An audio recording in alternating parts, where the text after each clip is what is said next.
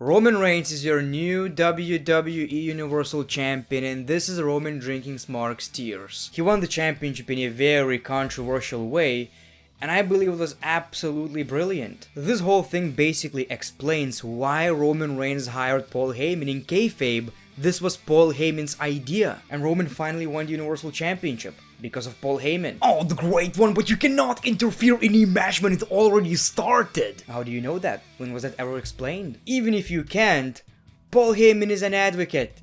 He can figure something out. It's wrestling, nothing makes sense. Crazy, right? We got a heel acting like an actual heel. And this is basically every wrestling content creator right now. You know, Roman Reigns does something awesome, but their whole personality is I hate Roman. Gotta say something negative. And you know what's funny? If Tommaso Ciampa did the exact same thing, these people would be praising and saying how great of a heel he is. Wait, but I thought we didn't like Roman Reigns because of the booking. I thought we didn't like Roman Reigns because he was a boring babyface.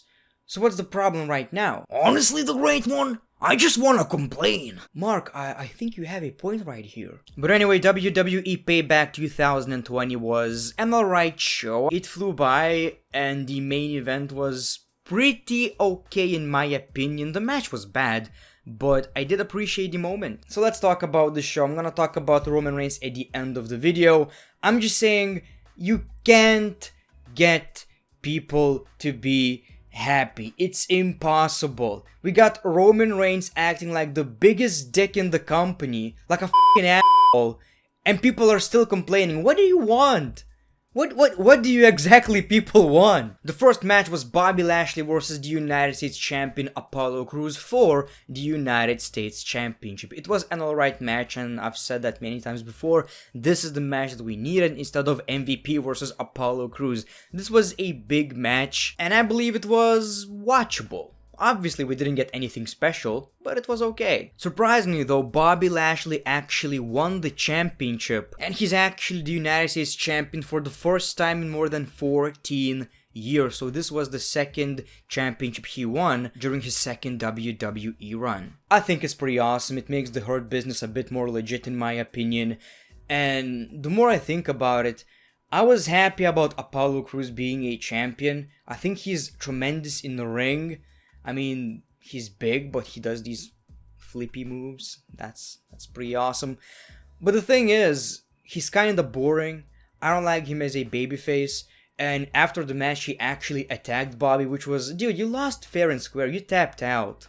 Like, why would you do that? I think he should join and turn heel completely, because he's pretty boring, let's be honest. He deserved the championship, but he didn't have any personality. Then we got Big E versus Sheamus. This was actually announced before the show. I didn't even mention this in my predictions video because it wasn't on WWE.com. I completely forgot this is a possible match.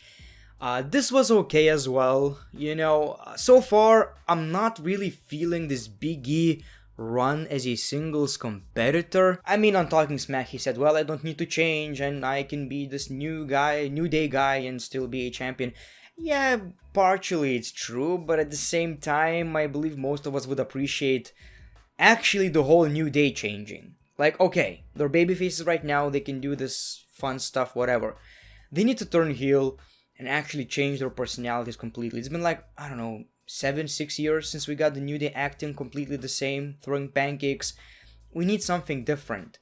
And so far, I'm not feeling it. Unlike Kofi Kingston's championship hunt, it doesn't feel as natural. Anyway, so like I've said, the match was pretty okay, and Big E actually won the match. So it seems like WWE are taking it seriously, and even though I really like Big E, so far, I'm not feeling it. Not saying that it's bad, it's still pretty okay, and I think he should go for singles championships, but at the same time, we do need some character change. We got Matt Riddle versus King Corbin, in case you wanted to go to sleep. Dude, I'm watching this pay-per-view at 2 a.m. It's 3 a.m. at this point, I think, and I gotta watch Matt Riddle versus Baron Corbin. Like, dude, are you doing this on purpose? It's a good thing I'm a fat so I ate a couple of pizzas, I think.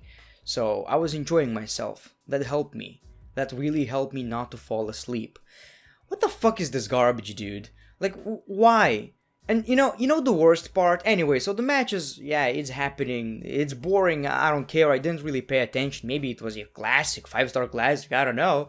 Matt Riddle surprisingly wins the match. And you're like, okay, finally, this rivalry is over. Matt Riddle can move on. It's all good. Finally. It's awesome. But then, he got attacked by Baron Corbin. And I swear to God, Michael Cole said on commentary, this rivalry is far from over. Eat it, fans. Eat it. Everyone's watching WWE right now.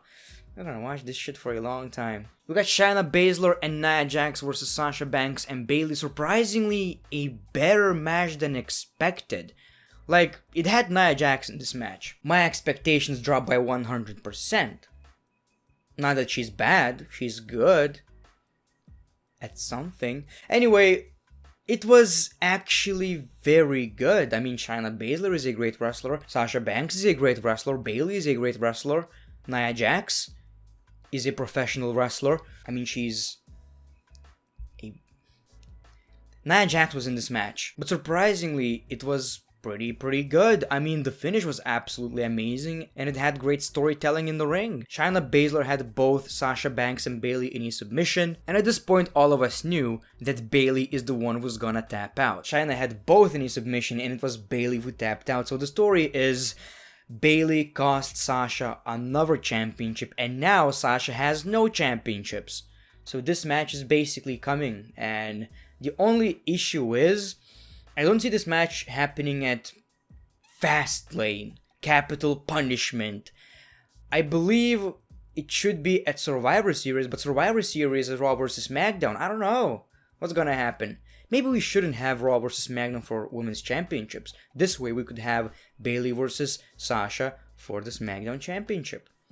I don't know, but this was actually better than expected. And then Nia was doing a lot of stuff, man. Nia was doing a lot of stuff. I was so entertained. Oh, Nia, why Nia? We got Keith Lee versus Randy Orton. Keith Lee has the same entrance music. Keith Lee has a different attire though, which looks better. Give it a couple of months and he will be back with his NXT gear. Yeah, this was a shocker. First of all, what a great match. Maybe not a classic, but it told a story. Keith Lee is basically this animal, you know, he's pushing Randy Orton and Randy moves out of the ring and stuff. It was actually very good. And I was like, okay, so, you know, Keith Lee loses and he's looking strong. I mean, he completely beaten the living crap out of Randy Orton during this match, and it's fine. But then, he hits the Spirit Bomb. 1, 2, 3. He wins the match. Keith Lee actually won against Randy Orton. On one hand, awesome. What a, not necessarily a debut, but since the first match got, you know, cancelled, disqualification, what a debut. He beat Randy freaking Orton fair and square in a few minutes. That's awesome, that's shocking, and I popped. The thing is though, Randy Orton is challenging for the WWE Championship, and it didn't make a lot of sense for Randy to lose. So maybe they shouldn't have booked this match in the first place. Then again, I'm overthinking. Wrestling is all about moments, and this really fits to that Roman Reigns title victory. It's all about moments you need to chill. We got Rey and Dominic Mysterio's versus Seth Rollins and Buddy Murphy. I wasn't crazy about this match because I've seen it on Monday Night Raw and I didn't have high expectations, but it was so much better than expected. First of all, Dominic Mysterio changed his gear a bit. He doesn't have a hoodie anymore. The whole match was actually entertaining. Never did I feel during this match that this needs to stop. And Dominic Mysterio keeps proving why he's ready for the WWE basically. And the finish was actually very good. So they wanted to do a tag team move, but Buddy Murphy accidentally kicks Seth Rollins in the face and costs him the match. And of course, Rey Mysterio and Dominic Mysterio won the match. So that was actually pretty good. We got Seth Rollins blaming Buddy Murphy, leaving. This is the rivalry that we need to see. Dominic can move on to other things. What we need right now is Buddy Murphy versus Seth Rollins, Buddy turning face, and this guy has a lot of potential. And if you remember him in 2018 or 19 on SmackDown Live, matches against Roman, Daniel Bryan, Ali, I think, This guy has a lot of potential. And then we got Roman Reigns versus Bray Wyatt versus Braun Strowman. So Bray Wyatt makes his entrance and he got attacked by Braun Strowman. By the way, during this paper we got, Kayla talking to Paul Heyman and he didn't answer. Basically, Roman didn't sign the contract. So the match is happening. It's pretty, it's okay, I think. It's nothing special. The highlight was them breaking the ring. Mixed feelings, because I don't really see Braun Strowman and The Fiend as people who would break the ring, if that makes any sense. The Big Show, Braun Strowman, yes. Braun Strowman and Bray Wyatt, not necessarily, but okay. It was still a decent moment. And that's when we got Roman Reigns signing the contract. Oh, but the great one, you stupid idiot, that doesn't make any sense. The match already started. Okay. When the WWE told you that you cannot do that? I mean, the explanation is simple. They had a contract in their hand. Maybe other people in triple threat matches never had a contract in their hands and an advocate by their side. Of course, it doesn't make sense completely, but it's wrestling, and it showed Roman Reigns as a complete dick. That's the whole point. And like I've said, it also explains why Roman Reigns hired Paul Heyman. What would be the point of Paul Heyman being by Roman's side if he didn't even do anything? Right? Like right now, in kayfabe, I assume it was Paul Heyman's idea to actually do this. And Paul Heyman helped Roman Reigns win the championship. That's pretty decent booking in my opinion. People are saying, oh, that's like Money in the Bank. No.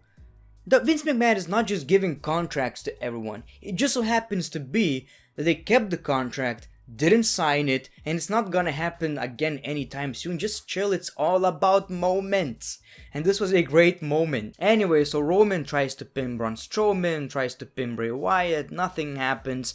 Until we got Bray Wyatt out of the ring and we got his spear. 1, 2, 3. Roman Reigns wins the WWE Universal Championship. He's with Paul Heyman, and all of this this is awesome, man. I have no complaints. I don't understand some people. Most people actually liked it, but there's still a big portion of people who are trying to make sense of it. Vince McMahon's trying to push Roman Reigns down their throats. People, get a life. Come on, get a life. The whole point of people don't liking Roman Reigns was that he was a boring babyface. Right now, he did the most heel thing he could possibly do. He basically stole this championship. That's awesome. I like that. So don't be like these people, please. I know, relax, The Fiend is not buried, he wasn't pinned. Roman Reigns cheated and he pinned Braun Strowman, so it was out of The Fiend's control. Like, that's the best way to lose the championship if you don't want to get buried, let's be fair. But anyway, I thought it was an alright pay-per-view. The ending was actually very good. And don't let these YouTubers, content creators, journalists brainwash you. I can see so many people just wanting to hate Roman, just trying as much as possible to hate on Roman Reigns because it's content, it's money. Thank you for watching The Great One. Peace, love, and hugs. It's been a pleasure.